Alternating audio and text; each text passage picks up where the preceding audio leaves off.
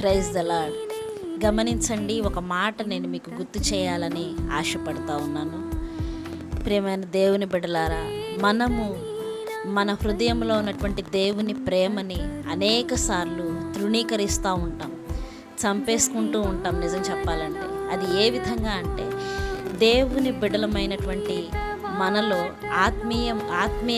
ఆత్మీయమైనటువంటి ప్రేమ ఒక తల్లిదండ్రుల మధ్యలో కానీ, స్నేహితుల మధ్యలో కానీ, లేకపోతే సహోదర ప్రేమే కానీ, పరిశుద్ధాత్మ తండ్రి మన హృదయంలో ఆ ప్రేమని కుమ్మరిస్తాడు, మన హృదయంలో ఆ ప్రేమని ఇస్తాడు. కానీ కోపం వలన లేకపోతే ఈగోల వలన ఆ ప్రేమని మనం చంపేసుకుంటూ ఉంటాం.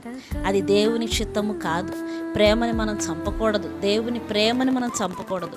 గమనించండి, ఈ లోక ప్రేమ వేరు, దేవుని ప్రేమ వేరు.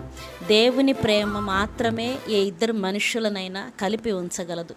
లోక ప్రేమ ఏ ఇద్దరు మనుషుల్ని కలిపి ఉంచలేదు. కనుక ఆ రెండిటి మధ్యలో వ్యత్యాసం అనేది నీకు తెలియాలి.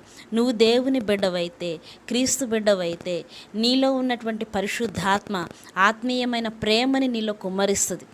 దానిని ఇతరుల మీద ఉన్నటువంటి కోపం వలనో, లేకపోతే ద్వేషం వలనో, ఈగో వలనో దానిని మనం పోగొట్టుకోకూడదు, దాన్ని చంపేయకూడదు. అది దేవుని చిత్తము కాదు.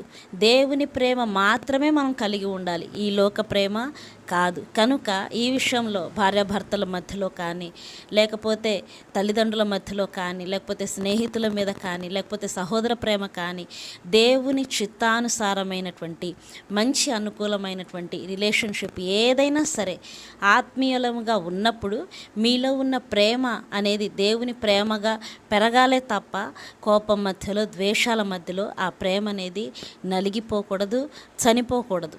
అందుకే క్షమించగలగాలి. ప్రేమ లేని వాడు గణగణ మోగించు కంచువలే ఉంటాడని చెప్తాడు దేవుడు. అందుకే ప్రేమ లేని వారంగా మనం ఉండకూడదు. విశ్వాసము, నిరీక్షణ, ప్రేమ, ఈ మూడిట్లో శ్రేష్టమైనది ప్రేమే అని చెప్తాడు దేవుడు. కనుక దేవుని బిడలమైనటువంటి మనము ఆ ప్రేమని మనం కలిగి ఉండాలి. దానిని మనం దేని ద్వారానో ఈ లోకపు కోపానికో లేకపోతే ఈగోకో దేనికొక దానికి అవకాశం ఇచ్చి చంపుకోకండి. ఈ లోక ప్రేమ వెంట పడకండి. కానీ దేవుని ప్రేమ మీ హృదయంలో ఉండి ఇతరులను ప్రేమించే విధంగా అనుకూలమైనదిగా ఉండున్నట్లుగా జాగ్రత్త పడండి. దేవుని నామంలో ఈ మాట నేను మీకు చెప్పాలని ఎంతగానో ఆశపడి ఈ మాట నేను మీకు బయలుపరుస్తున్నాను. Praise the lord.